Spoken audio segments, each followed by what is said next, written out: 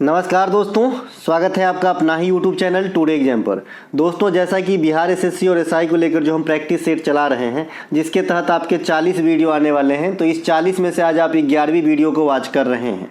दोस्तों, जिन भाई बंधुओं को बिहार एसएससी, बिहार पुलिस, बिहार दरोगा की एग्जाम देना है, ये सीरीज को शुरू से अंत तक फॉलो कीजिएगा और इसकी फ़ायदा आपको एग्जाम में समझ में आएगी। दोस्तों, हमने पास्ट में एसएससी, सीजीएल, सीएचएसएल, एमटीएस इत्यादि के लिए जो हमने क्लासेस चलाया, वहाँ पे आपने देखा कि कितना फ़ायदा हुआ। यहाँ तक कि 80% क्वेश्चन मिल गए। दिल्ली पुलिस में भी ले लीजिए 80% क्या 90% कहिए, है ना। तो मैं भी इस पे भी मैं पूरा जोर शोर से जो है आपको मतलब कंटेंट लाता हूँ, अपना पूरा कोशिश करता हूँ कि आपके एग्जाम में आए, है ना। नहीं तो मैं सब दिन वीडियो नहीं लाता, है ना। ये आप समझ ही रहे हैं कि भाई एकदम रिसर्च करके क्वेश्चन लाते हैं, एक्स्ट्रा फैक्ट वगैरह, है ना। तो चलिए शुरू करते हैं आज का ये वीडियो पहले प्रश्नों के साथ ही साथ जिन भाई बंधुओं को पीडीएफ चाहिए, डिस्क्रिप्शन में लिंक दिया गया है, आप लिंक क्लिक करके व्हाट्सएप मैसेज करके पीडीएफ के बारे में जानकारी प्राप्त कर सकते हैं। चलिए शुरू करते हैं। एनएसओ नेशनल स्टैटिस्टिक्स ऑफिस किन दो प्रमुख संस्थाओं को मिलाकर स्थापित किया गया है? जो एनएसओ बनाया गया है तो किन दो संस्थान को जो है मर्ज करके बनाया गया है? तो आपके पास आंसर है राष्ट्रीय नमूना सर्वेक्षण कार्यालय और केंद्रीय सांख्यिकी कार्यालय। इन दोनों को मिला करके एनएसओ एक ही जगह बनाया गया है। ठीक है मेरे भाई, इंपॉर्टेंट संस्था है इंडिया का, आने वाले समय में पूछा जाएगा। जब भाई बैंक का विलय पूछा जा सकता है, ये तो बहुत बड़ी चीज़ है। इनके अलावा इन दोनों संस्थाओं का विलय जो है रंगराजन आयोग के सुझाव पर हुआ है, तो ये बात भी ध्यान रखेंगे। जैसे आपने नरसिम्हा समिति अभी भी आपके एग्जाम में आता है, तो नरसिम्हा समिति क्या था? तो बैंकिंग सुधार से संबंधित है, तो अभी भी आता है। तो ये भी रंगराजन आयोग जो है इस पे काम किया और ये दोनों जो ऑफिस हैं उनको मर्ज करके एक के जगह एनएसओ बनाया गया। एनएसओ भारत सरकार के सांख्यिकी एवं कार्यक्रम कार्यान्वयन मंत्रालय एमओएसपीआई के तहत जो है कार्यरत एक बॉडी है, इन्हें भी ध्यान रखेंगे। साथ ही साथ इसके प्रमुख कार्यों में जीडीपी का जो आप देखते हैं गणना करते हैं, त्रैमासिक, छमाही, तीसरी तिमाही, तो ये सब जो जीडीपी वगैरह की गणना है ये इन्हीं के द्वारा करा जाता है। ठीक है मेरे भाई, ध्यान रखेंगे। पहले स्लाइड से चलते हैं हम आगे। इनके अलावा अच्छा, एक क्वेश्चन स्टैटिक्स फॉर्म में आता है कि भाई नेशनल इनकम, राष्ट्रीय आय को सबसे पहले किसने ज्ञात किया था? तो वहां पर भी सीएसओ वगैरह ऑफिस का नाम होता है और एक नाम भी होता है व्यक्तिगत रूप से, दादा भाई नौरोजी। तो दादा भाई नौरोजी ने व्यक्तिगत रूप से पहले देश में राष्ट्रीय आय का अनुमान लगाया था, है ना। बाद में केंद्रीय सांख्यिकी संगठन वगैरह। ठीक है, तो ये ध्यान जरूर रखेंगे, व्यक्तिगत रूप से दादा भाई नौरोजी ने पहली बार राष्ट्रीय आय, नेशनल इनकम का जो है अनुमान लगाया था। पपेटी त्योहार निम्नलिखित में से किस धर्म के लोग मनाते हैं? तो पपेटी त्योहार जो है ये पारसी धर्म के लोग के द्वारा मनाया जाता है। पारसी धर्म का प्रमुख त्योहार एक नवरोज भी है और स्टैटिक्स फॉर्म में आपसे पूछता है कि नवरेज का शुभारंभ किसने किया था? तो बलबन। बलबन किस वंश के शासक हैं? ममलूक वंश के शासन है, गुमलाम वंश के शासन है बलबन। बलबन के और आप जानते हैं सिजदा पैबोस के लिए जानते हैं ना, सिजदा पैबोस के लिए आप बलबन को जानते हैं, तो इन्हें भी ध्यान रखेंगे। इनके अलावा ईस्टर और क्रिसमस ये त्यौहार जो हैं किस धर्म के लोग मनाते हैं? तो ईसाई धर्म के लोग के द्वारा जो है मनाया जाता है। मिलाद उल नबी, मुहर्रम ये सभी के सभी इस्लाम धर्म के लोग मनाते हैं। बाद बाकी बैसाखी, लोहरी ये सब जो त्यौहार है ये सिख धर्म के लोगों के द्वारा मनाया जाता है, जिसमें से बैसाखी उनका नव वर्ष है सिख धर्म के लोगों का, और लोहरी जो है मकर संक्रांति के समय होती है। पर्यूषण त्यौहार जो है ये जैन धर्म के लोगों के द्वारा मनाया जाता है। तो ये जो है आपका कुछ धर्मावलंबी जिनके द्वारा ये त्यौहार मनाया जाता है, इस पे बात हमने करा है। क्योंकि आने वाले समय में और जो पास्ट के अगर चेक साल देखें तो इस सेक्टर से काफ़ी क्वेश्चन पूछे गए कि भाई ये अमुक त्यौहार किस धर्म के लोग मनाते हैं। और जब हिंदू धर्म के लोग आएंगे तो आप पकड़ ही लोगे, क्योंकि हम यहाँ रहते हैं कि अधिकांश त्योहारों से हम खुद वाकिफ़ हैं जो हमारे कल्चर में है। जैसे एक बार पूछा था एसएससी के एग्जाम में कि बिहू किस धर्म के लोग मनाते हैं, तो आप समझ गए बिहू असम में है, और बहुधा लोग मनाते हैं तो हिंदू समुदाय हो जाएगा। इसके अलावा ज्वालामुखी क्रिया रिंग ऑफ फायर किस महासागर में स्थित है ना। ज्वालामुखी जो आपका रिंग ऑफ फायर है ये प्रशांत महासागर के जो है संबंधित है, प्रशांत महासागर से संबंधित है। आपके पास ये इमेज दिख रहा होगा जिसमें ये लाल वाला जो बेल्ट जैसे दिख रहा है यही है आपको रिंग जैसा, एक रिंग का आकार जैसे आप देख ही रहे होंगे, तो इसी कारण जो है इसे रिंग ऑफ फायर कहा जाता है। इसे फायर क्यों कहा जाता है?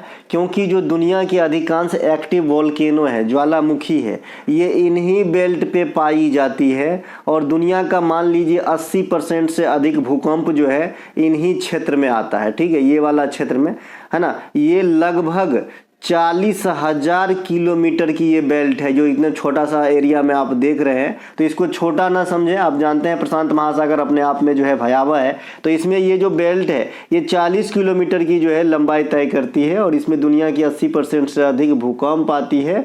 और जो दुनिया की मेन एक्टिव ज्वालामुखी है ना, लगभग 450 के करीब ज्वालामुखी इस बेल्ट में आपको देखने को मिलता है ना। तो सर्किल ऑफ फायर किस महासागर के साथ जानते हैं आप? प्रशांत महासागर के। आइए थोड़ा और समझते हैं इस महासागर को, है ना। इसके अलावा प्रशांत महासागर में जो है रिंग ऑफ फायर की लंबाई कितनी है? 40,000 किलोमीटर है, जैसा कि मैंने अभी कहा था।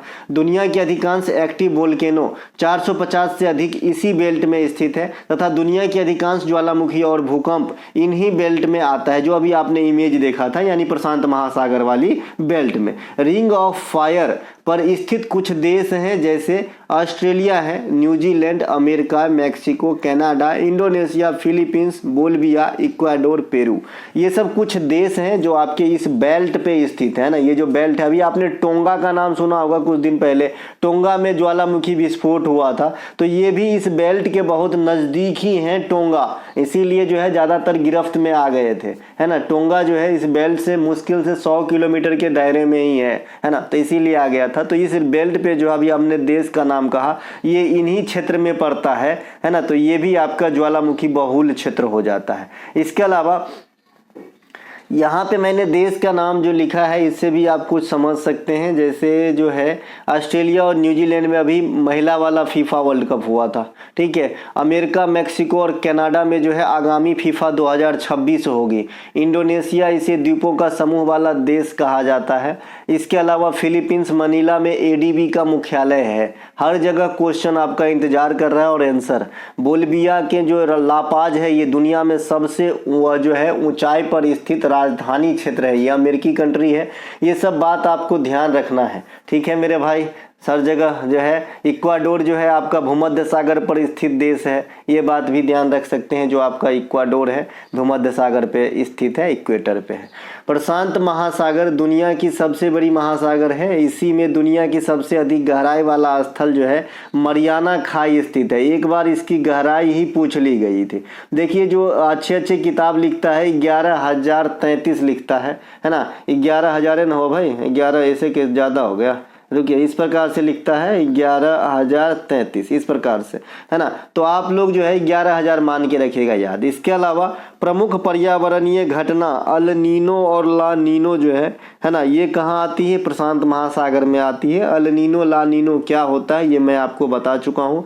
अल नीनो में दाब पे क्या प्रभाव पड़ता है, ला नीनो में क्या प्रभाव पड़ता है। अल नीनो गर्म करता है, ला नीनो ठंडा करता है, ये सभी मैं बता चुका हूँ। इसके असर कितने दिन तक रहते हैं और इससे जो है क्या क्या पर्यावरण में बदलाव आती है। इसके अलावा हिंद महासागर को अर्ध महासागर कहा जाता है, एकमात्र महासागर जिसकी नाम जो है भारत के नाम पे है ना, हिंद महासागर। इसे अर्ध महासागर, हाफ ओशियन भी कहते हैं। इसके अलावा अटलांटिक महासागर को अंध महासागर कहा जाता है तथा यह दूसरी सर्वाधिक विस्तृत महासागर है, तो इसे भी ध्यान रखेंगे, ठीक है मेरे भाई।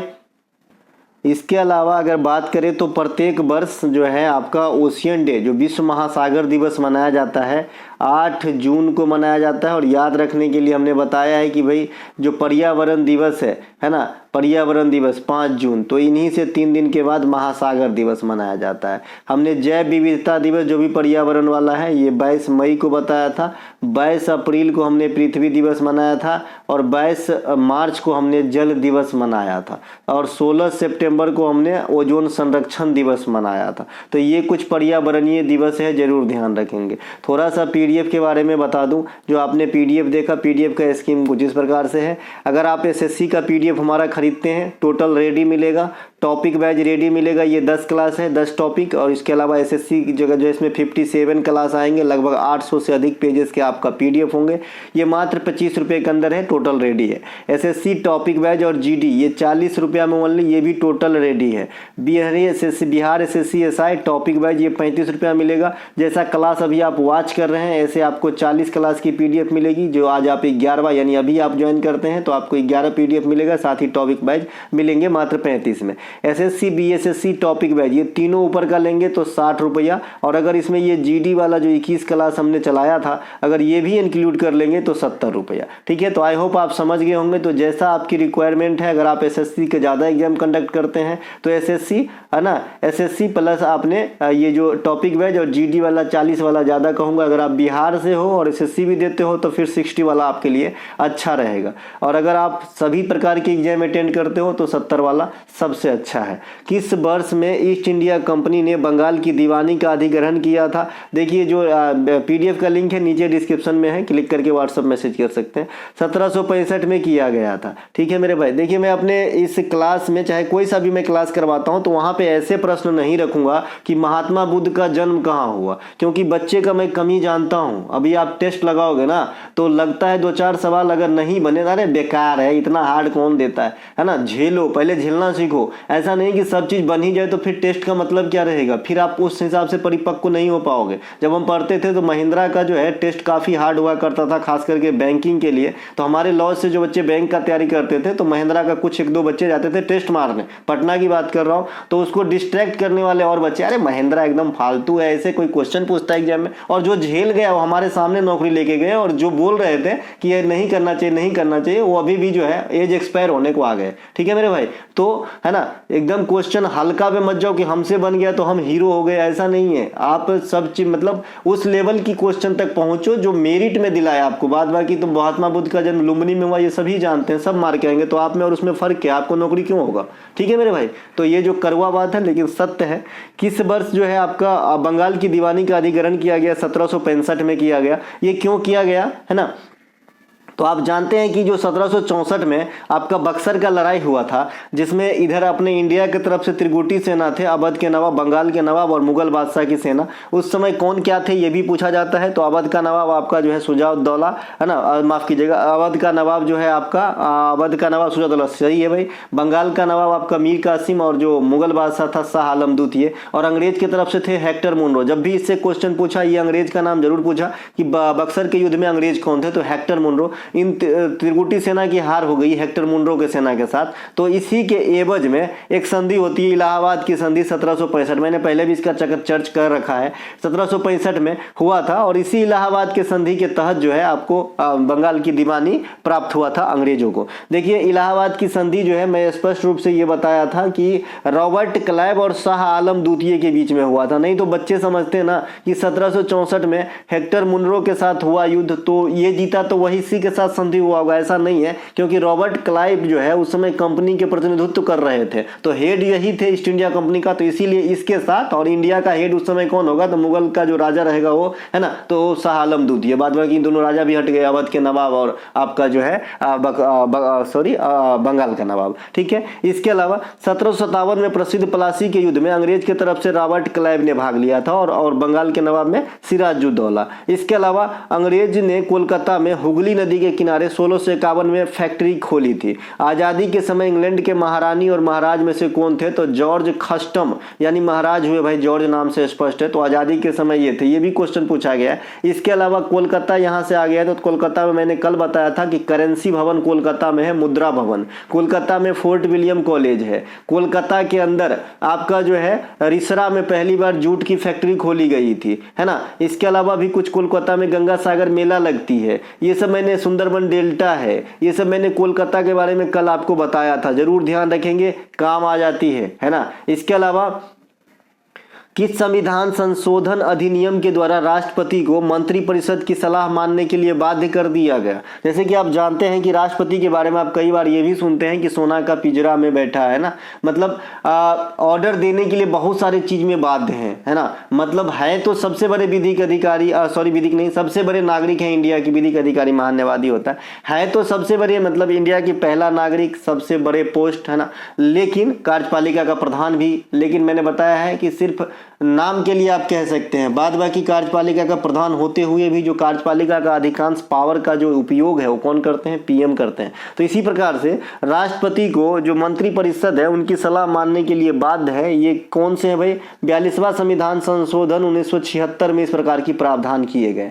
42वां संविधान संशोधन 1976 में बहुत सारे चीज हुए हैं, जैसे भारतीय संविधान के इतिहास में महत्वपूर्ण संशोधन बनता है। इसके तहत मौलिक कर्तव्यों को जोड़े गए थे। शुरुआती में 10 प्रकार के, अभी 11 प्रकार के हैं, और 11वें मौलिक कर्तव्य को आपको याद रखना है ना। मैंने आपको एक एक जो है अलग अलग बताया है, सीट दिया है, ठीक है मेरे भाई। इसके अलावा धर्मनिरपेक्षता, समाजवादी और अखंडता, ये भी पूछे जाते हैं, ये तीनों शब्द भी जोड़े गए थे। इसके अलावा संसद के काल में बढ़ोतरी की गई थी, हालांकि इसे फिर से रिवर्ट किया गया और एज इट इज कर दिया गया। इसके अलावा संविधान में अनुच्छेद 39A को जोड़ा गया। ये अलग से भी पूछा जाता है, संविधान में 39A आर्टिकल को कब जोड़ा गया? तो ये आपका 42वां संविधान संशोधन 1976 के द्वारा ही जोड़ा गया, और इसमें एक फैसिलिटी दिया गया समान एवं विधिक निःशुल्क न्याय का, है ना, समान एवं विधिक निःशुल्क न्याय का। इसके अलावा 42वां संविधान संशोधन को मिनी कॉन्स्टिट्यूशन, लघु संविधान भी कहा जाता है। संविधान में मौलिक कर्तव्य जो है ये स्वर्ण सिंह के समिति की अनुशंसा पे जोड़ा गया था, तो ये अलग से याद रखेंगे। इसके अलावा महत्वपूर्ण कुछ संवैधानिक संशोधन के बारे में यहाँ हम देख लेते हैं, काम आएगा आपको। महत्वपूर्ण संवैधानिक संशोधन में 44वां संवैधानिक संशोधन, इसके तहत संपत्ति के अधिकार को हटाकर मौलिक अधिकार से जो हटा दिया गया और विधिक अधिकार के रूप में रखा गया 1978 में, और आजकल संपत्ति के अधिकार जो है आर्टिकल 300 के ए में है। इसके अलावा 7वां संविधान संशोधन, इसके तहत क्या हुआ कि एक ही व्यक्ति 2 या 2 से अधिक राज्यों के राज्यपाल के तौर पे कार्य करते हैं। ये 7वां संविधान संशोधन अधिनियम में इस प्रकार की फैसिलिटी दी गई। साथ ही साथ जो राज्य का पुनर्गठन वाली बात है ना, ये भी इधर से ही हुआ था, 7वां संविधान संशोधन में भी इसका जिक्र हुआ था। इसके अलावा 61वां संविधान संशोधन, ये जो है मतदान की उम्र 18 से 21 कर दिया गया। इसके अलावा 101वां संविधान संशोधन, ये जीएसटी से संबंधित है। 102वां संविधान संशोधन ओबीसी से, 103वां संविधान संशोधन ईडब्ल्यूएस से, और 104वां संविधान संशोधन के तहत जो है राज्य के विधानसभाओं में और केंद्र के अंदर, लोकसभा के अंदर जो एंग्लो इंडियन की भर्ती होती थी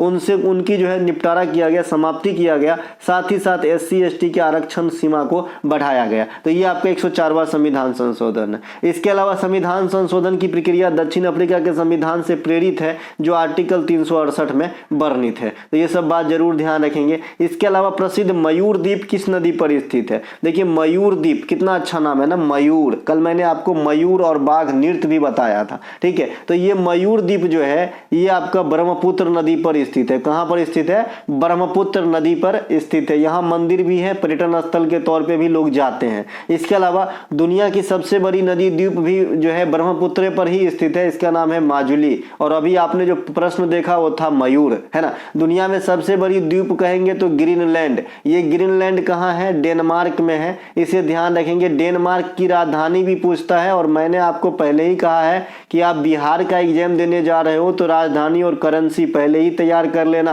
है ना। टाइम बचेगा तो मैं इस पे वीडियो ले आऊंगा, क्योंकि ये दोनों फिक्स रहते हैं, और जो फिक्स रहता है वो जनरली हमारे प्रैक्टिस सेट में, है ना। जो ऑट ही है उसको क्या पढ़ाना हो तो आप खुद से भी पढ़ लोगे, है ना। आज मैंने समावेश नहीं किया, हालांकि मैं करता हूं, लेकिन आज नहीं किया हूं करेंसी वाला। तो याद रखिएगा राजधानी। और ये तो डेनमार्क की जो राजधानी है ना, ये कोपेनहेगन है, कोपेनहेगन। इसके अलावा इंडोनेशिया दुनिया में सबसे बड़े जो द्वीपीय समूह वाला देश है ना। ग्रुप ऑफ आइलैंड को क्या कहते हैं, ये भी मैंने आपको पढ़ा रखा है, क्योंकि एसएससी ने ये भी क्वेश्चन पूछा है आपसे कि ग्रुप्स ऑफ आइलैंड को क्या कहते हैं। तो भैया ग्रुप्स ऑफ आइलैंड को आर्कीपेलिगो कहा जाता है, आर्कीपेलिगो कहा जाता है। इसके अलावा ब्रह्मपुत्र नदी का उद्गम कहाँ से होता है? तिब्बत से होता है। इस वीडियो में साइंस के प्रश्न आप लास्ट में देखेंगे, जैसा कि आप सभी समझते हैं कि साइंस के जो भी प्रश्न हैं वो लास्ट में आपको देखने को मिलेगा, 10, 12, 15 क्वेश्चन साइंस के, ठीक है। ब्रह्मपुत्र नदी का उद्गम तिब्बत से होती है, जहाँ पे इसे सांगपो कहा जाता है। अरुणाचल प्रदेश में प्रवेश करते ही इस नदी को देहांग कहा जाता है। इसे असम का शोक भी कहा जाता है। किसकी बात हो रही भैया? ब्रह्मपुत्र नदी की बात हो रही है। इसकी सहायक नदियों में लोहित, बराक, सुबनसिरी है ना, और मानस, तीस्ता, ये सब ध्यान रखेंगे। इनके अलावा 1982 में इलेक्ट्रॉनिक वोटिंग मशीन ईवीएम जिसे आप बोलते हो, जिसे आप चुनाव में देखे होंगे, विधानसभा चुनाव में पहली बार प्रयोग में लाई गई। देखिए जो 1982 में ईवीएम वोटिंग है, ये केरल में प्रयोग किया गया था, केरल के विधानसभा चुनाव में, लेकिन समग्र विधानसभा चुनाव में नहीं। ये एक उपचुनाव था। क्या था? उपचुनाव भी होते हैं ना, आप समझे होंगे। और पिछले बार का जो आपका SSC GD का एग्जाम हुआ था, उसमें उपचुनाव से क्वेश्चन लगातार पूछे जा रहे थे। अभी ये 2 दिन दूर नहीं, वहां से क्वेश्चन पूछे जाएंगे, क्योंकि इस बार इंडिया में बहुत सारे जगह पे चुनाव हो रहे हैं, ठीक है। तो ये जो है आपका केरल विधानसभा चुनाव में आपका हुआ था, उपचुनाव था, जिसमें आपका ईवीएम का इस्तेमाल 1982 में पहली बार करा गया था। 2004 लोकसभा चुनाव जो है पूर्ण रूपेण ईवीएम पर हुआ, यानी ईवीएम से हुआ। एगो तो पेपर से होता है, एगो ईवीएम से होता है। तो पूर्ण रूप से ईवीएम का जो प्रयोग कर चुनाव संपन्न कराया गया 2004 लोकसभा में। इसके अलावा ईवीएम का जो आविष्कारक है ये बी हनीफ को कहते हैं, बी हनीफ, है ना। इसके अलावा जो ये चुनाव आयोग द्वारा इसे अधिकृत किया गया था, यानी मंजूरी दिया गया था कि हम करेंगे प्रयोग, ये 1989 में, ठीक है। तो ये बात भी आपको ध्यान रखना है ना भैया। इसके अलावा बिहार प्रोविंस, अच्छा चुनाव आयोग के बारे में तो आप जानते हैं ना, संवैधानिक निकाय हैं, वर्तमान में राजीव कुमार साहब इसके चीफ हैं। इनके अलावा चुनाव आयोग को क्या क्या काम है? तो भाई चुनाव चिन्ह प्रदान करना, है ना। इसके अलावा जो है शांतिपूर्ण ढंग से चुनाव कराना, विधानसभा का चुनाव कराना, लोकसभा, राज्यसभा, राष्ट्रपति की चुनाव कराना, ये सब ध्यान रखेंगे। इनके अलावा बिहार प्रोविंशियल किसान सभा की स्थापना किसके द्वारा किया गया था? स्वामी सहजानंद सरस्वती के द्वारा किया गया था, है ना। बिहार प्रोविंशियल किसान सभा की स्थापना ये वही स्वामी सहजानंद सरस्वती है जिन्होंने आगे चलकर 1936 में अखिल भारतीय किसान सभा का गठन लखनऊ में किए थे, एनजी रंगा के साथ में, है ना। तो ये बिहार में किए थे 1929 में, और आगे चल के लखनऊ में किए ऑल इंडिया लेवल पे 1936 में, ठीक है। तो दोनों में आंसर क्या हो जाएगा आपका? स्वामी सहजानंद सरस्वती। देखिए आपके एग्जाम में करंट के जो वेटेज होते हैं ज्यादा नहीं होते हैं, ठीक है। तो ये नहीं कि भर दिन करेंटे पढ़ रहे हैं, है ना। हम आपको जो है करंट उतना वैसा जरूर करवा दे रहा हूँ जो आपकी एग्जाम में आता है ना। तो ज़्यादा फोकस कीजिएगा आप इसी सब पे, जैसा मैं पढ़ा रहा हूँ, या फिर आपको आइडिया आ ही गया होगा अगर आपने 1-2 एग्जाम दिया होगा तो, कि कहाँ से क्वेश्चन आता है। पॉलिटी वगैरह से काफ़ी क्वेश्चन आते हैं, लेकिन मैंने इतना पढ़ा दिया हूँ पास्ट की क्लास में पॉलिटी की कोई भी क्वेश्चन नहीं छूटेगा। फिर भी जो मुझे लगता है कि अभी भी कंफ्यूज हो सकते हैं तो वो क्वेश्चन मैं जरूर रख लेता हूँ, है ना। फॉल्ट लाइन्स नामक पुस्तक के लेखक लेखिका कौन है? देखिए फॉल्ट लाइन्स पुस्तक जो है रघुराम राजन साहब के द्वारा लिखा गया है। रघुराम जी राजन कौन है भाई? आरबीआई में भूतपूर्व गवर्नर थे, है ना। उनके प्रमुख पुस्तकों में सबसे ज्यादा जो पूछा जाता है I do what I do, है ना, मैं करूं क्या मैं करूं, द थर्ड पिलर, ये भी है रघुराम जी राजन साहब की पुस्तक। इनके अलावा आरबीआई के भूतपूर्व गवर्नर उर्जित आर पटेल साहब का जो किताब है overdraft saving the Indian saver, आज हमने आरबीआई के सभी जो भूतपूर्व गवर्नर जो ज़्यादा फेमस हुए उनके बुक्स रखे हैं। आरबीआई के भूतपूर्व गवर्नर बिमल जालान के द्वारा लिखा गया पुस्तकों में the India story, India then and now, India पहले और अभी, इंडिया अहेड, ये सब जो हैं आपके किनके हैं? तो बिमल जालान साहब की पुस्तक है। इनके अलावा जो है आपका आरबीआई के भूतपूर्व गवर्नर भूतपूर्व प्रधानमंत्री डॉक्टर मनमोहन सिंह के द्वारा लिखा गया पुस्तकों में India's export trades and prospects changing India, changing India काफी बार पूछा जाता है, तो ये ध्यान रखेंगे, ठीक है भाई। इसके अलावा देखिए एक किताब लिखी है शशि थरूर साहब, इनको भी द पैराडॉक्सिकल प्राइम मिनिस्टर, तो जरूर ध्यान रखेंगे शशि थरूर साहब की जो है किताब है, तो इसे भी ध्यान रखेंगे।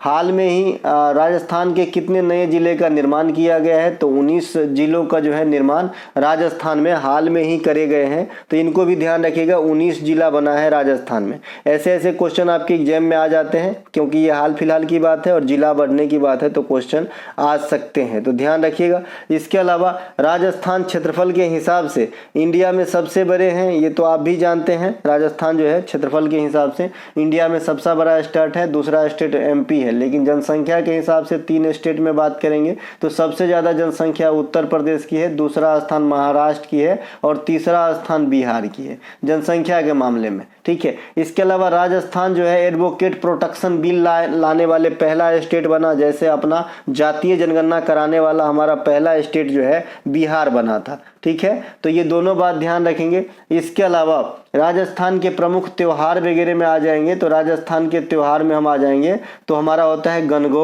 गणगौर होता है, 13 ताली होता है। मैंने बताया था कि अगर 13 ताली ऑप्शन में राजस्थान नहीं रहे तो किसे मारिएगा, है ना, तो आपको मारना पड़ेगा, है ना, तो आपको मध्य प्रदेश मारना पड़ेगा, है ना। कठपुतली, घूमर, चंग ये भी आपका राजस्थान का है। कलबेलिया, गुलाबो सपेरा का नृत्य कहा जाता है, तो इसे भी ध्यान रखेंगे। इसके अलावा विश्व में सबसे अधिक पुरानी पर्वत श्रृंखला अरावली, इसकी जो सर्वोच्च चोटी है ये राजस्थान में स्थित है, इसका नाम गुरु शिखर है, जो अरावली का सबसे ऊंची चोटी के साथ साथ राजस्थान के भी टॉप पीक है। राजस्थान में प्रसिद्ध दिलवारा का जैन मंदिर है जो माउंट आबू में स्थित है। इसके अलावा राजस्थान में पुष्कर मेला का आयोजन होता है जहां पे ऊंट मेला भी लगती है। तो ये सभी के सभी बात राजस्थान में ध्यान रखेंगे। बाद बाकी थार है, लू वहीं से चलती है, ज़्यादातर लू जो है हम राजस्थान में जानते हैं, बाद बाकी लू जो है और हमने भी इंडिया में चलते हैं लेकिन राजस्थान में चलता है। मैथन बांध किस नदी पर स्थित है, तो ये बराकर नदी पर स्थित है। मैथन बांध भी एग्जाम में फिक्स रहता है, तो मैथन बांध है, बराकर नदी पर मैथन है, बेलपहाड़ी है, तिलैया है, ये सभी के सभी बांध। अभी तिलैया बांध पूछा भी गया था, तो ये सभी के सभी जो है आपके बराकर नदी पर स्थित है। बराकर दामोदर की प्रमुख सहायक नदियों में से एक है। भारत में सबसे ऊंची ज्वारीय बांध अगर आपसे कहता है तो कौन से होंगे, तो सबसे ऊंचा खाली कहेगा तब टिहरी मारिएगा, और सबसे ऊंची ज्वारीय जो है ग्रेविटेशनल जो है ये अगर आपसे कहा तो ये कौन सा हो जाएगा भाई, तो ये हो जाएगा आपका सतलज नदी पर भाखरा नांगल, ठीक है। और सबसे ऊंची खाली कहे ना सीधा तो भागीरथी और भिलांगना के संगम पे टिहरी डैम। देखिए एक बार एसएससी ने ये सेम क्वेश्चन पूछा कि इंडिया में सबसे ऊंची जो है बांध परियोजना कौन सी है ना, सॉरी टिहरी बांध है, तो किस नदी पर है। ऑप्शन में एगो भागीरथी अलग, एगो भागीलंगना अलग, और एगो ऑप्शन था भागीरथी प्लस भिलंगना, तो इसे ही सही माना है। आप घटना चक्र वगैरह की किताब में भी इसको पाए होंगे, मैं उस समय की बात कर रहा हूँ, पढ़ा था, ठीक है भाई। तो ये जो है इसको सटीक आंसर इसीलिए भागीरथी और भिलांगना के संगम हम लिखे हैं, अन्यथा इन दोनों को अलग अलग अगर लिखा जाए और कोई संगम वाला ऑप्शन नहीं है तो भागीरथी टिक करके हम आगे निकलेंगे, तथ्यों को समझेंगे, ज्यादा बेटर रहेगा। भारत की सबसे लंबी बांध परियोजना हीराकुंड है, ये कहां पर है, महानदी पर स्थित है। किस राज्य में, उड़ीसा के अंदर स्थित है। और ये जो महानदी है ये प्रायद्वीपीय भारत की नदी है, ठीक है, जो तीसरी सबसे बड़ी नदी भी है और निकलती है लेकिन छत्तीसगढ़ से। इसके अलावा भारत की सबसे अधिक लंबी नहर इंदिरा गांधी नहर का निर्माण जो है हरिके बैराज में होता है, आपको मैंने कल भी बताया था। भारत की सबसे ऊंची जलप्रपात की बात करेंगे तो कूचिकल जलप्रपात है, ये आपका बराही नदी पर कर्नाटक में है, बराही नदी पर कर्नाटक में। भारत की सबसे बड़ी झील वेम्बनाड झील, अब यहाँ पर भी थोड़ी समझने वाली बात है ना। अगर सीधे सीधे सबसे बड़ी झील पूछता है तब वेम्बनाड झील होगा जो केरला में है ना। इसके अलावा अगर ताजे पानी की सबसे बड़ी झील पूछ लिया तो लेक बुलर, तथा खारे पानी की सबसे बड़ी झील पूछ लिया तो चिल्का उड़ीसा। तो जैसा पूछेगा वैसा आंसर देना है, ऐसे नहीं सबसे बड़ी ताजे पानी की झील पूछ रहा है वेम्बनाड मार के आगे दिक्कत हो जाएगा। पूर्वी घाटी के सबसे ऊंची चोटी जिंद ग्रहा है ना। पश्चिमी घाटी की सबसे ऊंची चोटी अनाई मुदी है, ये सब ध्यान रखेंगे। और अब तो ओडिशा की सबसे ऊंची चोटी भी बदल गया। ओडिशा में पहले क्या होता था, एग्जामिनर ऑप्शन में खाली महेंद्रगिरी ही रखता था, उससे आगे वाला रखता ही नहीं था, तो महेंद्रगिरी हो गया। और जो आप प्रैक्टिस सेट का बुक खरीदते हो ना, किसी भी प्रकाशन का हो, मैं किसी का नाम नहीं लूंगा, वो क्या करता है एज इट इज क्वेश्चन को रोटेट करते रहता है। जैसे आपने अभी बिहार पुलिस का निकालना है तो जो एमपी पुलिस में निकाला रहेगा एमपी का कुछ क्वेश्चन छाड़ देगा, इधर दाग देगा, है ना। तो यही इसका चलता रहता है, नहीं तो इसके पास इतना टाइम कहाँ है कि भाई एजुकेटर को बैठाएगा, रिसर्चर को बैठाएगा, तो आप में ही सब पैसा खर्च कर देगा तो कमाएगा कहाँ से, समझ रहे हैं आप, है ना। तो उसमें क्या हुआ, जो उस समय एग्जामिनर ने सेट किया कि भाई निम्नलिखित में से सबसे ऊंची चोटी कौन सी है, पूर्वी घाट की, और ऑप्शन में महेंद्रगिरी था और जो भी ऑप्शन दिए गए थे उस सबसे लो था, मतलब उससे कम हाइट के थे, तो महेंद्रगिरी आंसर हो गए।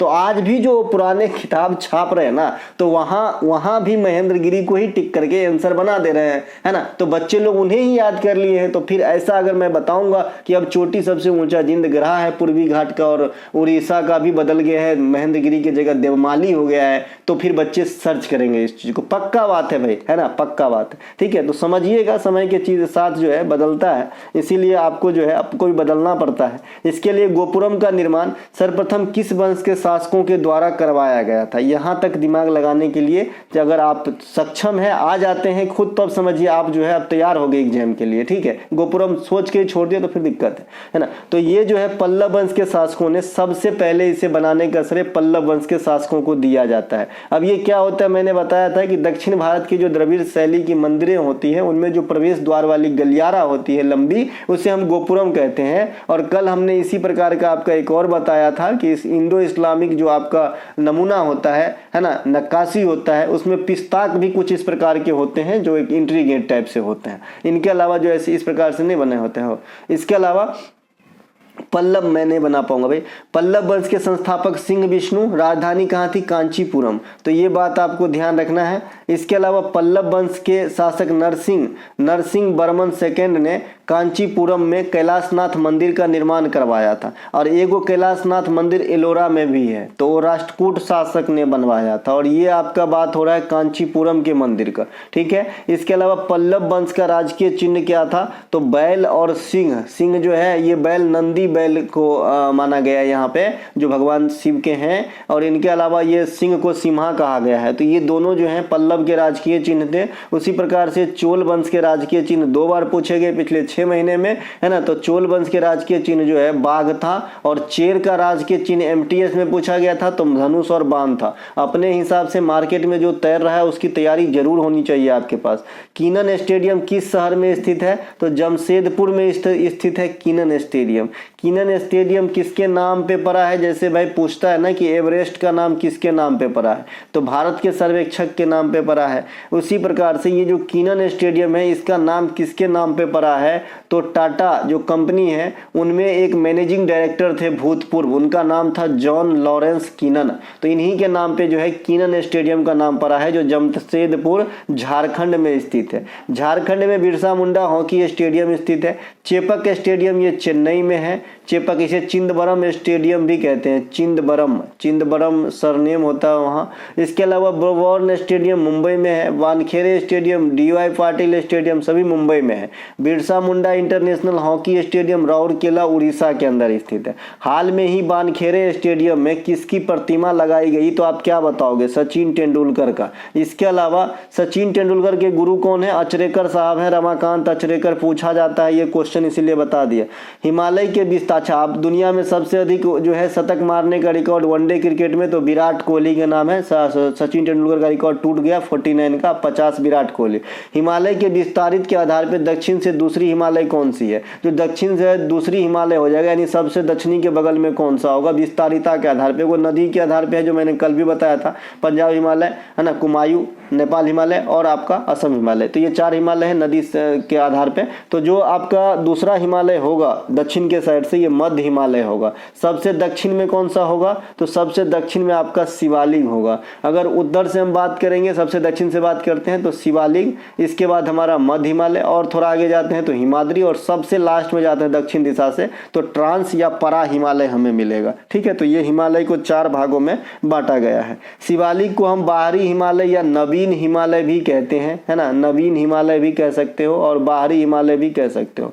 हिमालय के विस्तार में सबसे उत्तरी हिमालय को ट्रांस हिमालय या परा हिमालय कहा जाता है। हिमालय की सबसे दक्षिणी भाग को हम शिवालिक कहते हैं, जैसा कि आपने ऊपर के लाइन में ही पढ़ के समझ गए होंगे।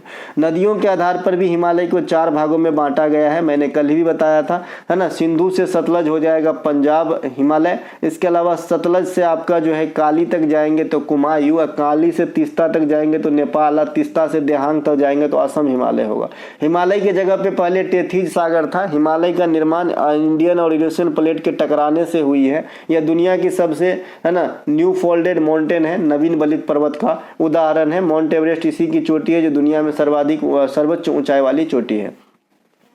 राष्ट्रपति निम्नलिखित में से किसकी नियुक्ति नहीं करते? देखिए, राष्ट्रपति लोकसभा के अध्यक्ष की नियुक्ति नहीं करते हैं। इस क्वेश्चन में क्लू है, इसीलिए मैंने यहाँ पे बताया है। एक क्वेश्चन आपने कई बार एग्जाम में सुना होगा या कहीं से अटेंड किए होंगे कि राष्ट्रपति प्रोटेम स्पीकर का नियुक्ति करते हैं। तो अगर आपको ऐसा लग रहा हो कि प्रोटेम स्पीकर की नियुक्ति करते हैं तो स्पीकर का नहीं करेगा क्या? अगर जानकारी नहीं है तो तुक्का पक्का मार दोगे हाँ करते हैं, लेकिन नहीं करते हैं भाई।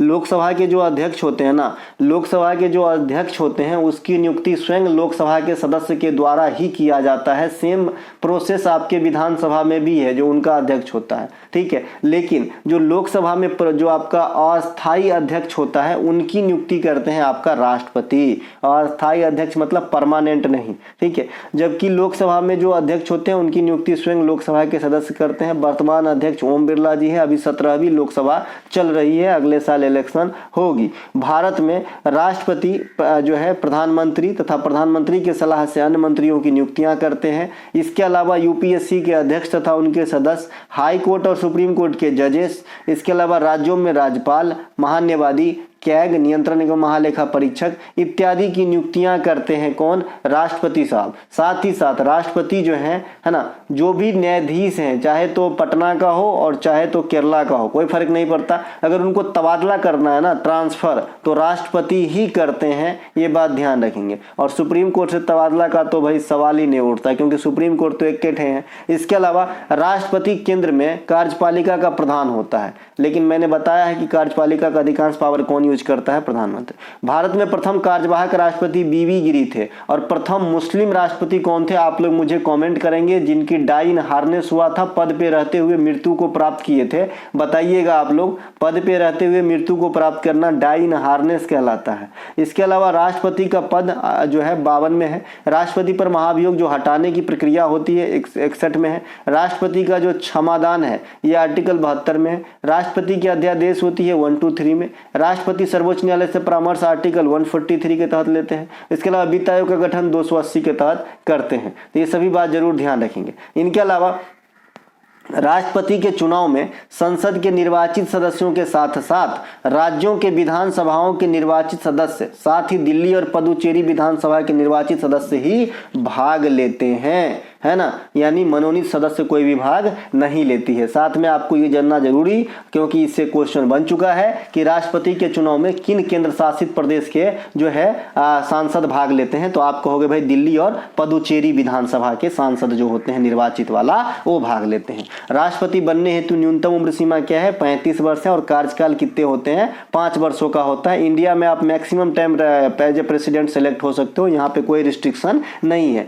किस मुगल सम्राट को आलमगीर भी कहा जाता है? तो औरंगजेब का एक अन्य नाम आलमगीर भी था। मुगल बादशाह बाबर का ओरिजिनल नाम कहेंगे तो जहीरुद्दीन बाबर हुआ करता था। हुमायूं का नाम नसरुद्दीन, अकबर का नाम जलालुद्दीन, शाहजहां का नाम खुर्रम, जहांगीर का नाम सलीम। तो ये मुगल शहजादे हैं जिनके अपने अपने अलग नाम हुआ करते थे, ठीक है मेरे भाई। इसके अलावा मुगल वंश के संस्थापक बाबर हैं।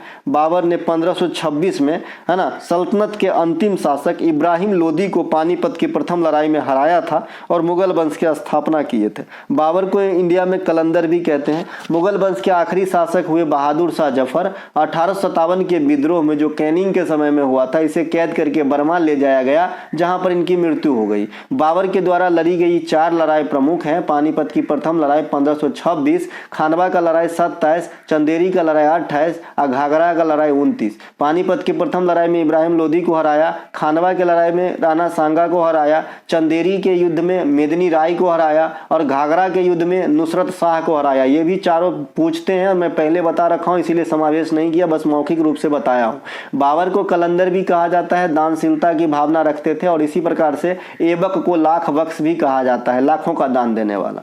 अकबर के काल को मुगल वंश में स्वर्ण काल माना गया क्योंकि इसमें साहित्यिक रचना हुई, क्योंकि इसके नवरत्न जो थे अधिक पढ़े लिखे थे। इनके अलावा जहांगीर के काल को चित्रकला का स्वर्ण काल तथा शाहजहां के काल को स्थापत्य का स्वर्ण काल कहा जाता है मुगल वंश के अंदर। वैसे अगर ओवरऑल आप देखेंगे तो गुप्त वंश के जो शासन काल रहा उसे भारत में गोल्डन पीरियड कहा जाता है, अगर मुगल वंश से हम बाहर आए तो। इसके अलावा मुगल बादशाह औरंगजेब ने कई बार मंदिरों को ध्वस्त करवाने का प्रयास किया था तथा सबसे अधिक हिंदू सेना औरंगजेब के सेना में ही था, ये बात ध्यान रखेंगे और ये क्वेश्चन पूछा जाता है, ठीक है। इसके अलावा ये जो मंदिर वाला बात आया मैंने इसलिए रखा है क्योंकि एक बार क्वेश्चन पूछा गया कि सोमनाथ मंदिर पर विदेशी आक्रमणकर्ता के साथ साथ मुगल बादशाह कौन हुए जो आक्रमण करने का प्रयास किए थे, तो औरंगजेब है। तो यहीं से ये क्वेश्चन मैंने निकाल के लाया हूं, ठीक है मेरे भाई। इसके अलावा 2020 में कोलकाता पोर्ट ट्रस्ट का नाम बदल के क्या रख दिया गया, तो जो कोलकाता पोर्ट ट्रस्ट हुआ करता था इसका अब नाम है श्यामा प्रसाद मुखर्जी ट्रस्ट। अब कुछ बदले हुए चीज़ों का नाम जरा देखेंगे, वैसे तो बहुत सारे चीज़ है, मैक्सिमम चीज़ बदल गए, लेकिन फिर भी जो आपके एग्जाम में आने लायक है, जैसे मध्य प्रदेश में स्थित जो हबीबगंज रेलवे स्टेशन है इसका नाम बदलकर अब रानी कमलापति रेलवे स्टेशन कर दिया गया है, और ये भारत का पूर्णतः निजी पहला रेलवे स्टेशन है। वैसे बहुत सारे स्टेशन जो है, चूंकि मैं इस विभाग से जुड़ा हुआ हूँ तो मैं जानता हूँ बहुत सारे चीज जो है प्राइवेट होते हैं, जैसे टिकट काटने वाले भी आजकल प्राइवेट है ना। इसके अलावा जो अलाउंस करने वाले हैं वो भी प्राइवेट होते हैं, मैक्सिमम सफाई का कार्यक्रम पूरे प्राइवेट लोग करते हैं, है ना। फिर भी जो पूर्णतः नहीं हुआ था, अभी जो पूर्णतः प्राइवेट है ना, ये हबीबगंज रेलवे स्टेशन बना है। तो करेंट सेक्शन से भी ये क्वेश्चन आ सकता है, क्योंकि रेल की बजट मर्ज और एक होना का क्वेश्चन आ सकता है, तो ये क्यों नहीं आ सकता, है ना। और याद रखिएगा पूर्णतः महिला द्वारा संचालित पहला रेलवे स्टेशन माटुंगा जो है पश्चिम रेलवे मुंबई में था, ठीक है। राजीव गांधी खेल रत्न पुरस्कार का नाम 2021 में बदला गया था, मेजर ध्यानचंद पुरस्कार किया गया। इसके अलावा कांडला बंदरगाह का नाम भी बदल दिया गया है, अब पंडित दीनदयाल बंदरगाह इनका नाम कर दिया गया। कांडला बंदरगाह जो है ना, ये मुक्त व्यापार क्षेत्र जो कोचीन को कहते हैं, ठीक है। कांडला बंदरगाह को ज्वारीय बंदरगाह कहते हैं, ठीक है, ज्वारीय बंदरगाह इसे जो है कहते हैं, कांडला बंदरगाह को ध्यान रखिएगा। इसके अलावा जो आपका असम में स्थित राजीव गांधी औरंग नेशनल पार्क था उसका नाम बदल के जो है अब खाली औरंगे कर दिया गया, यहाँ से राजीव गांधी शब्द को हटाया गया है। इनके अलावा दुनिया की सबसे बड़ी स्टेडियम जो मोटेरा स्टेडियम है, जहाँ पर भी वर्ल्ड कप का फाइनल मैच हुआ, इसका नाम तो सभी जानते हैं, नरेंद्र मोदी स्टेडियम। दिल्ली में स्थित फिरोज शाह कोटला मैदान का नाम बदलकर अरुण जेटली साहब मैदान। इसके अलावा उड़ीसा में स्थित व्हीलर द्वीप का नाम बदलकर अब्दुल कलाम साहब द्वीप कर दिया गया है, तो इसे भी ध्यान रखेंगे, ये काफी इंपॉर्टेंट भी है और काफी बार आपके एग्जाम में पूछे भी गए हैं, क्योंकि इतने महान आदमी के नाम पे जो है इन्हें रखा गया है। इनके अलावा गोवा में स्थित मोपा एयरपोर्ट का नाम बदलकर मनोहर पर्रिकर एयरपोर्ट कर दिया गया है, तो ये सभी बात आपको ध्यान रखना है।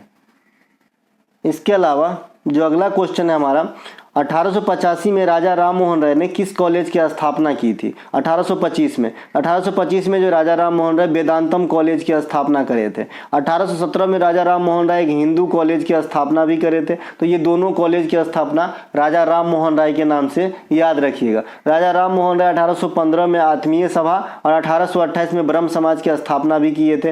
राजा राम मोहन राय संवाद कौमुदी और मिरातुल अखबार भी जो है चलाए थे, तो इन दोनों का नाम ध्यान रखेंगे, संवाद कौमुदी और मिरातुल अखबार, ठीक है भाई। इसके अलावा संवाद कौमुदी की भाषा अगर पूछता है तो बंगाली बोलिएगा, और मिरातुल अखबार का फारसी भाषा था। इसके अलावा पुणे में फर्गुसन कॉलेज की स्थापना जो है बाल गंगाधर तिलक तथा उनके सहयोगी जिसमें विष्णु शास्त्री चिपनुलकर ये काफी प्रमुख हैं, तो इन दोनों ने मिलकर फर्गुसन कॉलेज की स्थापना जो है पुणे के अंदर किए थे। इसके अलावा अलीगढ़ मुस्लिम विश्वविद्यालय की स्थापना सर सैयद अहमद खान, है ना, ये काफी स्ट्रगल के बाद कर पाए थे, तो ये भी महान पुरुषों में गिने जाते हैं। इनके अलावा बनारस हिंदू विश्वविद्यालय की स्थापना का श्रेय मदन मोहन मालवीय साहब को दिया जाता है, ये तो है ही महामाना और ये काफी महान पुरुष हैं हुए अपने जमाने में, मदन मोहन मालवीय साहब। इसके अलावा प्रसिद्ध तेभागा आंदोलन कब हुआ था। देखिए तेभागा आंदोलन का अपना एक अहम जो है स्थान है हमारे हिस्ट्री में, क्योंकि यहाँ पे जो है ना जो खेती करता था ना वो लड़ पड़े किससे, जमींदारों से, कि हमें भाई 3 पार्ट चाहिए, इसी पे नाम पड़ा है तेभागा,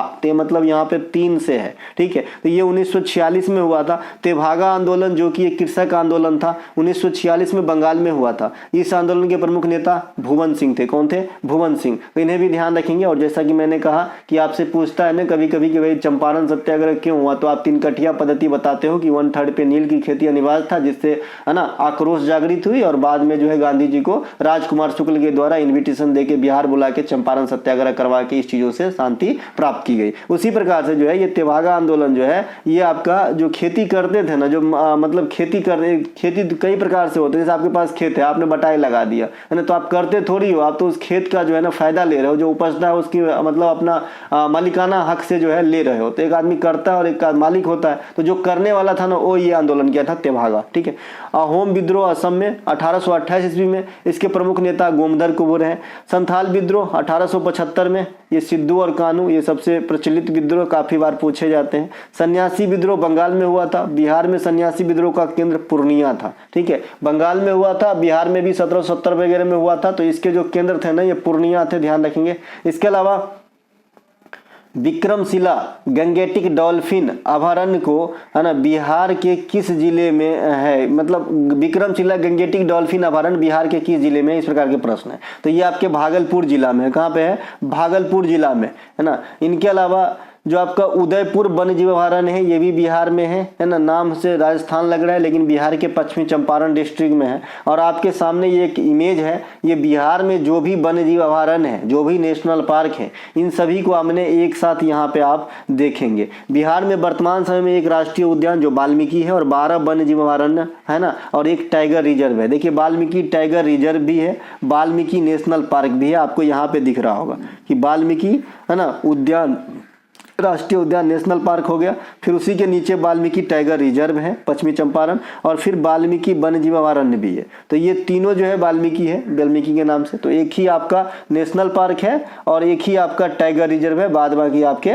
12 वन्य जीव अभयारण्य है। तो ये आपके सामने है, आप पढ़ लीजिएगा इसको क्योंकि आप PDF तो लेंगे ही, है ना। चलते हैं हम आगे। अगला, प्रसिद्ध दक्कन का पठार निम्नलिखित में से किस राज्य में नहीं फैले हुए हैं? तो ये बिहार में नहीं है दक्कन का पठार। मैंने आपको बताया कि भाई दक्कन का पठार जो है 8 स्टेट में फैले हैं। ये कौन कौन से हैं? तेलंगाना, महाराष्ट्र, कर्नाटक, तमिलनाडु, केरल, आंध्र प्रदेश, मध्य प्रदेश और छत्तीसगढ़। तो ये वो 8 राज्य हैं जहां पे दक्कन की पठार फैला हुआ है। क्योंकि दक्कन का पठार जो है काफी इंपॉर्टेंट पठार है इंडिया का, है ना। प्रायद्वीपीय भारत में अधिकांश हिस्सा अपना जो है रखते हैं। तो दक्कन का पठार के आसपास किस प्रकार की मिट्टी मिलेंगे? काली मिट्टी मिलेंगे, है ना। ये बात भी आपको ध्यान रखना है। इसके अलावा ये सामने जो आप इमेज देख रहे हैं ये हमारा जो है कुछ बहुत चीज बयां करता है। आप यहाँ से अगर सीख पाए तो ये देखिए कई सारे पठार है। जैसे पूर्व में आएंगे तो शिलांग का पठार स्थित, डायरेक्ट पूछता है कि भारत के पूर्वोत्तर भाग में कौन सी पठार स्थित है, तो आप कहते हो भैया शिलांग का पठार। छोटा नागपुर के पठार वाला इलाका क्या क्या आएगा भाई? तो ये झारखंड वाला इलाका जो है, उड़ीसा वाला इलाका जो है, पश्चिम बंगाल वाला इलाका जो है, ये है छोटा नागपुर के पठार में, है ना। तो इससे अब आपने इतना भी आंख के अंदर रख लिया तो बहुत कुछ जो है आपको मिल जाता है। ठीक है मेरे भाई। इसके अलावा जो आपका ये वाली बेल्ट देख रहे हैं इसे पश्चिमी घाट कहते हैं, ये पूर्वी घाट कहते हैं, इसे उत्तरी सरकार भी कहते हैं यहाँ पे, है ना। और ये पश्चिमी घाट में भी अपने अपने कोकण तट हैं, काठियावाड़ी तट हैं, मालाबार तट हैं, इधर आ जाता है। ये ऊपर में एक केंद्र शासित प्रदेश फूट के बन गया है लद्दाख, और आपका जम्मू कश्मीर इधर वाला जो है लद्दाख, इधर वाला जम्मू कश्मीर, इस प्रकार से जो है आपका बन गया है। ठीक है भाई। तो ये सब जो है आपको ध्यान रखना है, थोड़ा बहुत अपने मैप को नहीं भूलना है। बाद बाकी मैप से हमने जो है कई सारे त्योहार वगैरह के जिक्र पहले ही कर लिया है, तो आई होप आपको याद हो चुका होगा। लाल शैवाल को क्या कहते हैं? रोडोफाइटा, है ना, रोडोफाइटा। भूरा शैवाल को फियोफाइसी में आता है तो इसे फियोफाइटा कहते हैं। शैवाल और कवक के मिलने से क्या बनते हैं? लाइकेन। बिहार में बहुत बार ये क्वेश्चन पूछा गया है कि लाइकेन का निर्माण कैसे होता है, तो शैवाल और कवक के जब मिलते हैं तो लाइकेन का निर्माण होते हैं।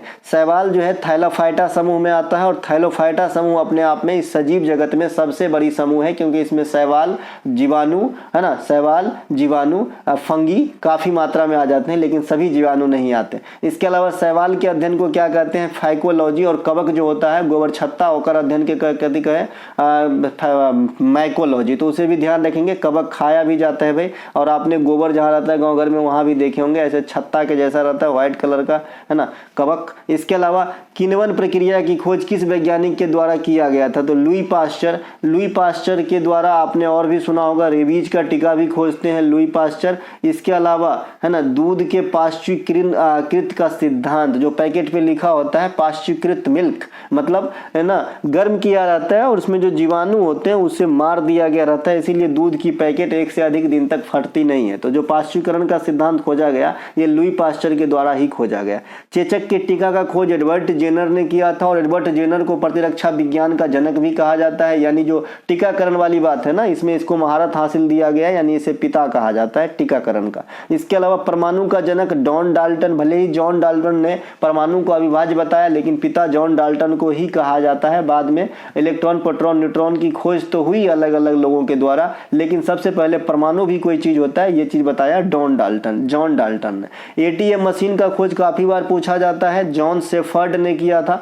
साथ ही साथ एक आपसे और भी पूछा जाता है कि हृदय प्रत्यारोपण किसने किया था, क्योंकि ये बहुत बड़ी बात है। आजकल तो जानते ही हैं मेडिकल जो है कितने आगे बढ़ गए हैं और कितने आदमी को नीड भी हो गया है। तो जो हृदय प्रत्यारोपण हुआ था ये क्रिश्चियन बोनार्ड ने किया था। ये साउथ अफ्रीकन वैज्ञानिक थे क्रिश्चियन बोनार्ड, तो इनको ध्यान रखेंगे। इनके अलावा जो एटीएम है इसका फुल फॉर्म भी मैंने पूछते देखा और अच्छे बच्चे को गलती करते देखा है। देखिए इसको ऑटोमेटिक नहीं है ना, ऑटोमेटिक नहीं मारना है, क्या मारना है ऑटोमेटेड टेलर मशीन। क्या ऑटोमेटेड टेलर मशीन। अगर आप ऑटोमेटिक टेलर मशीन मार दोगे तो क्या एटीएम से पैसा बहते रहते हैं और जाके लोग बोरा लगा देते हैं वहां पे? नहीं, कुछ देना होता है ना, इनपुट तब निकलता है ना, तो इसीलिए ये ऑटोमेटेड है, ऑटोमेटिक नहीं है। इसके अलावा उत्प्रेरक का खोज किसने किया था? बर्जीलियस ने। उत्प्रेरक क्या होता है मैंने आपको बता दिया है, किसी भी रासायनिक अभिक्रिया में स्वयं को बिना परिवर्तित किए हुए रासायनिक अभिक्रिया पर अगर इफेक्ट डालता है तो ये है आपका कैटलिस्ट उत्प्रेरक, है ना। इसके अलावा जैसे मैंने आपको अमोनिया के हैबर प्रोसेस से निर्माण में लोहा का चूर्ण उत्प्रेरक का काम करता है बताया था। इसके अलावा रोग उत्पन्न करने वाले सूक्ष्म जीवों को क्या कहा जाता है? जो रोग उत्पन्न करता है, तो जो रोग उत्पन्न करता है ना ऐसे सूक्ष्म जीवों को हम पैथोजेंस कहते हैं। देखिए पैथो शब्द जो है ना अपने आप में रोग से संबंधित, जैसे आपने गांव घर में डॉक्टरों के आसपास पैथोलॉजी लैब देखा होगा जहां पे टेस्ट वगैरह होते हैं, तो ये पैथो शब्द ही जो है रोग से है। तो रोग उत्पन्न करने वाले जीवों को हम पैथोजेंस कहते हैं। विभिन्न प्रकार की जो बीमारी को फैलाने वाले कीड़े मकोड़े होते हैं या फिर उसके जो वाहक होते हैं, चाहे मच्छर वगैरह कुछ भी, है ना, मच्छर भी कीड़ा है एक तरीके से, है ना, तो ये वेक्टर कहा जाता है ऐसे को, ठीक है, वेक्टर। अभी आप समझ जाएंगे, नीचे वाले लाइन पढ़ाऊंगा तो। इसके अलावा जैसे मलेरिया बीमारी ले लीजिए, तो ये फैलता किससे है भाई? मादा एनीफिलीज मच्छर काटेगा तो मलेरिया होता है। अब ये मादा एनीफिलीज के अंदर कुछ ऐसे पाए जाते हैं, ये क्या है भाई? प्लाज्मोडियम। ये प्लाज्मोडियम को कैरी करता है ना, जिसको काटता है उसके शरीर में छोड़ देता है प्लाज्मोडियम, ये अमीबा है ना। इससे जो है आपका मलेरिया रोग होता है। तो होने का कारण क्या हुआ? प्लाज्मोडियम। लेकिन वाहक का काम,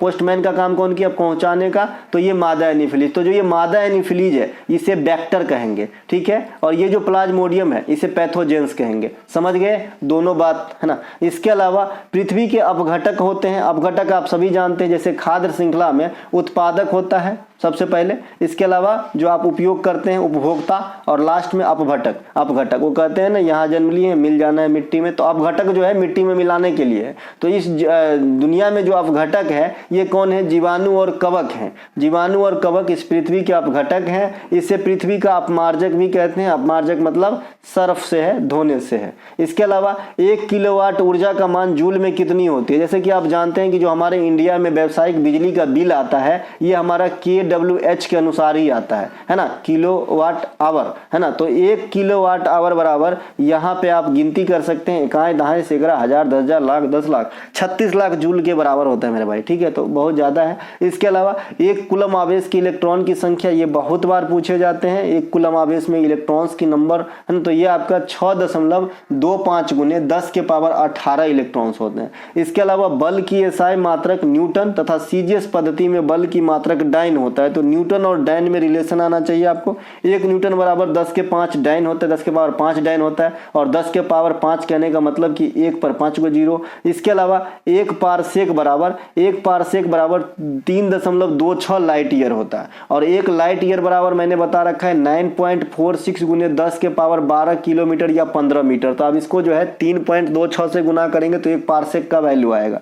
1 हॉर्स पावर बराबर 746 वाट के बराबर होता है। 1 अश्व शक्ति, मतलब हॉर्स माने घोड़ा, घोड़ा मतलब अश्व। इसके अलावा कंप्यूटर में आएंगे तो 4 बीट बराबर, ये भी पूछा जाता है, 4 बीट बराबर 1 निवल होता है, 1 निवल, ठीक है। 2 निवल बराबर 1 बाइट होता है, 2 निवल बराबर 1 बाइट होता है, 1 बाइट, है ना। इसके अलावा जो है आपका 2 निवल बराबर 1 बाइट कहिए या फिर 8 बिट बराबर 1 बाइट कहिए, दोनों बात तो बराबर ही हो गया ना। इसके अलावा 1024 बाइट बराबर 1 केबी होता है, किलो है ना। इसके अलावा 1 किलो बाइट हो गया आपका 1024 बाइट, और 1024 किलो बाइट बराबर 1 मेगाबाइट एमबी होता है। फिर 1024 एमबी बराबर टीबी होता है, टेराबाइट। तो इस प्रकार से भी आपको याद रखना है ना। निवल जरूर याद रखने, और फिर 1024 का रेशियो आगे बढ़ते जाए। कभी कभी तो एमबी, जीबी, टीबी, पीबी का फुल फॉर्म भी पूछ देता है, तो एमबी का मेगाबाइट, केबी का किलोबाइट, टीबी का टेराबाइट, पीबी का पेटाबाइट, इस प्रकार से आप याद रखेंगे।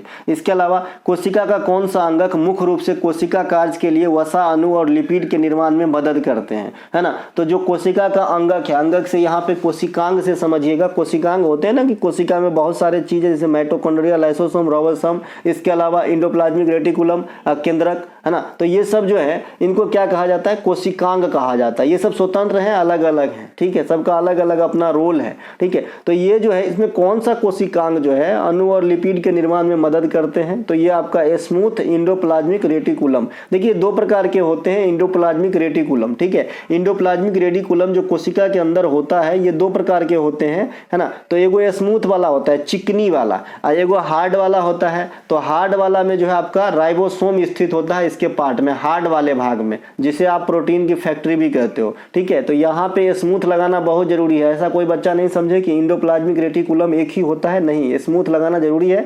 स्मूथ भी अलग होता है और हार्ड वाला अलग होता है, और हार्ड वाले में आपको राइबोसोम पाया जाता है। मैंने ग्रुप डी में ये चीज पढ़ाया था जब मैं पहली बार मतलब शुरू ही किया था पढ़ाना। इसके अलावा एटीपी, एडिनॉक्सिन ट्राइफॉस्फेट, कई बार तो इसके फुल फॉर्म ही पूछे जाते हैं, जैसे डीएनए आरएनए का पूछा जाता है तो एटीपी का भी पूछा जाता है। इसका होता है एडिनोसिन ट्राइफॉस्फेट, है ना। तो एटीपी का निर्माण कहाँ होता है, माइटोकॉन्ड्रिया में। इसी कारण इसे जो है ना ऊर्जागिरी या पावर हाउस कहा जाता है। कोशिका के विभिन्न अंगों को कोशिकांग कहा जाता है, जैसे कि मैंने अभी वहां पे प्रश्न में ही समझाया था कि अंगक का मनन यहाँ पे कोशिकांग से है। इसके अलावा कोशिका के स्थित जो माइटोकॉन्ड्रिया पावर हाउस, ये बता दिया।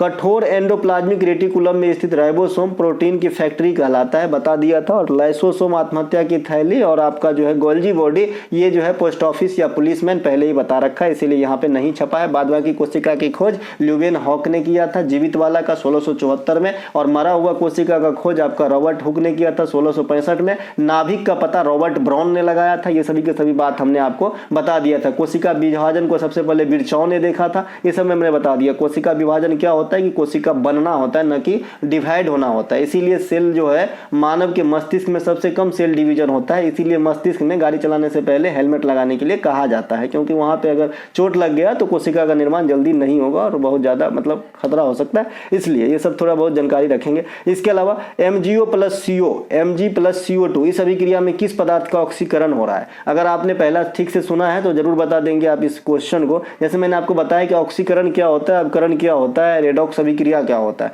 तो ऑक्सीकरण क्या होता है, ऑक्सीकरण में एडिशन ऑफ ऑक्सीजन होता है। ऑक्सीजन का जो है ऐड होगा और हाइड्रोजन का रिमूवल होगा, हाइड्रोजन हटेगा, है ना। लेकिन यहाँ पे मेन जो है कहाँ से डिफिनेशन बनता है, addition of oxygen, removal of oxygen. तो रिमूवल ऑफ ऑक्सीजन किस चीज में, अवकरण में, और ऑक्सीकरण अभिक्रिया में एडिशन ऑफ ऑक्सीजन। तो यहाँ पे आप इस अभिक्रिया में देखिए ऑक्सीजन का एडिशन कहाँ पे हो रहा है, Mg से O निकल के इस CO में समा रहा है, तो है ना। तो किस में हो रहा है, CO में, है ना। तो कार्बन मोनोऑक्साइड का जो है ऑक्सीकरण हो रहा है, क्योंकि ये ऑक्सीजन को अपने में जोड़ रहा है, ठीक है मेरे भाई। तो ये ध्यान यहाँ पे सीधे सीधे निकल गया फार्मूला से, जैसे आपने डेफिनेशन पढ़ा है कि addition of oxygen is called ऑक्सीकरण। तो यहाँ पे कार्बन मोनोऑक्साइड में एगो ऑक्सीजन था, MgO से एगो ऑक्सीजन लेके ऐड कर लिया, तो यहाँ पे कार्बन मोनोऑक्साइड का ऑक्सीकरण हुआ है, ठीक है मेरे भाई। इसके अलावा ऑक्सीकरण में इलेक्ट्रॉन का त्याग होता है और अवकरण में इलेक्ट्रॉन का ग्रहण होता है। इसके अलावा निम्नलिखित में से दिए गए विटामिन के रासायनिक नाम के साथ किसका मिलान गलत है। देखिए विटामिन B5 दिया है pantothenic, B3 niacin, B9 pyridoxine, B12 cyanocobalamin. 3 को सही है, एगो गलत है, तो C नंबर बिल्कुल गलत है। विटामिन B9 को फॉलिक एसिड कॉम्प्लेक्स कहा जाता है, जबकि विटामिन जो पैराडॉक्सिन है ना, विटामिन B6 को कहा जाता है। तो यहाँ पे मैंने लिख भी दिया है, C आंसर हो गया है। विटामिन B9 को फॉलिक अम्ल कहते हैं, विटामिन B6 को पैराडॉक्सिन कहते हैं। इसके अलावा जल में घुलनशील विटामिन B और C है। वसा में घुलनशील विटामिन आपका कौन कौन से हो जाएंगे, तो आपका A, E, D, K, ये सब जो है आपके कहाँ पे हो जाएंगे, तो वसा में घुलनशील विटामिन हो जाएंगे। एक सेकेंड, वसा में घुलनशील विटामिन आपका AED हो गया। मैंने कहा था कि शरीर में संश्लेषण हो सकने योग्य विटामिन कौन सा है, डी, सूर्य के प्रकाश में मिलता है। अब विटामिन की थोड़ी सी रासायनिक नाम देख लेते हैं। विटामिन ए को रेटिनॉल कहते हैं, थोड़ा फास्ट चलेंगे, आंख की बीमारी होती है। विटामिन B1 को थायमीन कहते हैं, इसके कमी से बेरी रोग होती है। विटामिन सी को एस्कॉर्बिक एसिड कहते हैं, स्कर्वी रोग और त्वचा संबंधित रोग होती है।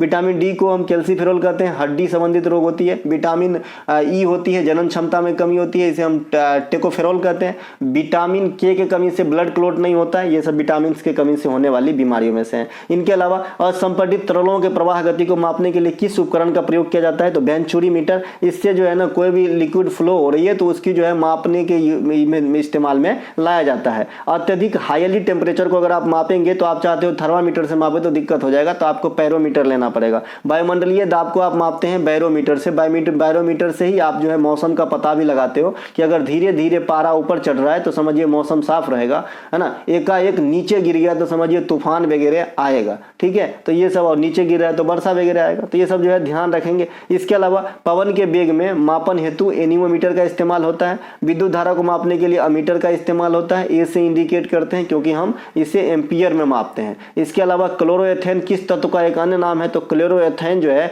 ये विनाइल क्लोराइड को कहा जाता है। किसे कहा जाता है, BC, विनाइल क्लोराइड को कहा जाता है। एक क्वेश्चन आपने अटेंड किया होगा कि PVC में किसका बहुलक होता है, यानी पॉलीविनाइल क्लोराइड में किसका बहुलक होता है, तो विनाइल क्लोराइड के बहुलक को पॉलीविनाइल क्लोराइड कहा जाता है, जिसके पाइप वगैरह आपने देखा होगा बनता है। इसके अलावा प्राकृतिक रबर आइसोप्रीन का बहुलक होता है, ये भी आपसे पूछा गया है। इसके अलावा आधुनिक आवर्त सारणी में छठे आवर्त में कुल कितने तत्व हैं, तो छठे आवर्त, सबसे पहले आवर्त किसे कहते हैं और वर्ग किसे कहते हैं। जो बच्चे नए हैं, बाद बाकी आवर्त सारणी तो अब तक याद हो गया होगा आपको, अगर अब तक याद नहीं हुआ है तो इसका मतलब आप हमें अच्छे से नहीं सुनते हैं, ठीक है भाई। ये जो छठा आवर्त है, 1 2 3 4 5 6, ये वाला लाइन को पूरा गिनिएगा तो ना, तो 32 गो तत्व आएगा। तो आप कहोगे 32 गो तो दिख नहीं रहा है, 18 ही दिख रहा है, तो ये नीचे वाला को भी जोड़ना पड़ेगा, ठीक है मेरे भाई। और ये जो हरा वाला है ना, इसमें नंबरिंग दे के रखा है, इसमें देख लीजिए यहाँ पे नंबरिंग दे के रखा है कि 57 से 71, तो ये कोई तत्व नहीं है, बस इसकी इन्फॉर्मेशन प्रोवाइड करा रहा है। तो 15 गो नीचे है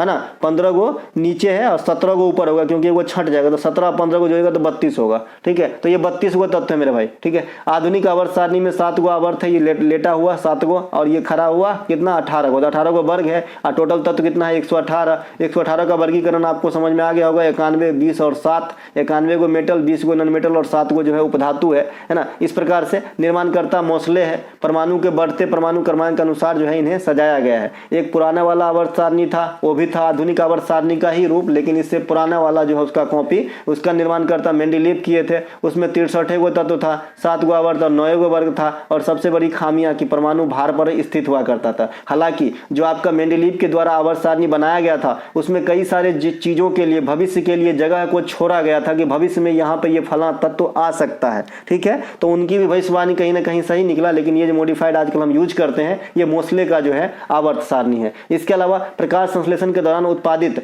प्राथमिक उत्पाद क्या है। जो प्रकाश संश्लेषण होता है उसके जो प्राथमिक उत्पाद होते हैं ग्लूकोज होता है। जब प्रकाश संश्लेषण क्या होता है, जैसे हमें भूख लगती है, हम खाना बनाते हैं, तो प्रकाश जो पेड़ पौधे हैं उनको भी खाना की जरूरत होती है। तो जो प्रकाश संश्लेषण है ये पेड़ पौधे के लिए जो है खाना बनाने की एक प्रक्रिया समझ लीजिए देहाती भाषा में, है ना। उसमें क्या क्या लगेगा, सूर्य का प्रकाश लगेगा, इसके अलावा क्लोरोफिल लगेगा, इसके अलावा आपका कार्बन डाइऑक्साइड लगेगा, ठीक है भाई, है ना। सूर्य के प्रकाश की अनुपस्थिति में प्रकाश संश्लेषण संभव नहीं है। बस इतनी सी बात याद रखिए। यहाँ से क्वेश्चन बनता है, क्या रात में सूर्य के प्रकाश संश्लेषण संभव है, तो नहीं। रात में पेड़ के नीचे सोना चाहिए, तो नहीं। क्यों? क्योंकि रात में प्रकाश संश्लेषण तो होगा ही नहीं, तो पेड़ भी ऑक्सीजन लेना ही स्टार्ट करते हैं और कार्बन डाइऑक्साइड छोड़ना स्टार्ट करते हैं रात में। तो आप वहां रहोगे तो कार्बन डाइऑक्साइड के चपेट में आ सकते हैं। इसीलिए बोलते हैं कि पेड़ के नीचे रात में नहीं सोना चाहिए, लेकिन मजा बहुत आता है, मैंने सोया है। इसके अलावा प्रकाश संश्लेषण हो गया। इसके अलावा प्रकाश संश्लेषण के दौरान हमें ऑक्सीजन की प्राप्ति होती है, आप सभी जानते हैं, इसलिए पेड़ पौधे लगाना चाहिए। प्रकाश संश्लेषण रात के समय संभव नहीं है, सब बता दिया। इसके अलावा सबसे इंपॉर्टेंट, क्लोरोफिल में क्या पाया जाता है, तो मैग्नीशियम पाया जाता है, ये पूछा जाता है। इसके अलावा पेड़ पौधे किससे सांस लेते हैं, तो एस्टोमेटा हिंदी में इसे रंध्र कहते हैं, यहाँ से सांस लेते हैं। पेड़ पौधे में जल का सप्लाई जाइलम उत्तक से और खाद्य पदार्थ का सप्लाई जो है फ्लोएम उत्तक से होती है। ये सब पेड़ पौधे के बारे में थोड़ा सा जानकारी रखेंगे। बाद बाकी मिल्क ऑफ मैग्नीशिया का पीएच मान कितना होता है। देखिए मिल्क ऑफ मैग्नीशिया इंपॉर्टेंट चीज चीज़ है, क्योंकि जब पेट में अत्यधिक अम्लता बढ़ जाती है तो है ना, तो डॉक्टर जो सजेस्ट करता है आपको दवाई, खास करके चूना कलर का दवाई होता है, आपने दूध के जैसे देखा होगा, मिल्क ऑफ मैग्नीशिया ऐसे ही कहते हैं, है ना। तो ये अम्लता दूर करने के लिए, तो इसको गैस वगैरह की प्रॉब्लम होती है उनको देता है। तो ये मिल्क ऑफ मैग्नीशिया की जो आपका पीएच होता है 10.5 होता है। कितना होता है? 10.5। बाद में ये वाला जो सीट है आपके पास पहले से भी देखे होंगे, बहुत सारे चीज़ इसमें से पूछा जाता है कि इसकी पीएच कितना होता है। जैसे सबसे ज़्यादा तो नींबू का पूछा जाता है, नींबू का 2.2 होता है एक्चुअली, है ना, लेकिन यहाँ 2 वाले स्लाइड में है। सोडा का 3 होता है, टमाटो का 4, कॉफ़ी का 5, मिल्क का 6 और शुद्ध जल का 7। बाद बाकी 7 से अधिक आएगा तो अल्कलाइन, 7 से कम है तो एसिटिक और 7 है तो न्यूट्रल। बाद बाकी इतना ध्यान आपको रखना है। इनके अलावा बल और बेग का बल, बेग और त्वरण कैसी राशि है? तो राशि यहाँ पे पूछा गया है तो सदिश राशि है, आप जानते हैं ना, वेक्टर और स्केल, है ना, स्केलर और वेक्टर। तो यहाँ पे जो है बल, बेग और त्वरण जो है सदिश राशि में आएगा। सदिश किसे कहते हैं? जिसमें दिशा भी हो और परिमाण भी हो, लेकिन खाली परिमाण हो दिशा नहीं हो तो ऐसे को अदिश कहते हैं। अदिश में क्या क्या आता है? जैसे आपका दाब है, आवृत्ति है, आवेश है, द्रव्यमान है, चाल है, ये सब अदिश में आ जाते हैं। ठीक है दोस्तों, तो ये थे दोस्तों आज के प्रैक्टिस सेट का वीडियो। अगर आपको अच्छा लगे तो लाइक करें। पीडीएफ की जानकारी चाहिए, डिस्क्रिप्शन में लिंक दिया गया, क्लिक करके व्हाट्सएप मैसेज करें। मिलेंगे हम अगले वीडियो में। जय हिंद दोस्तों।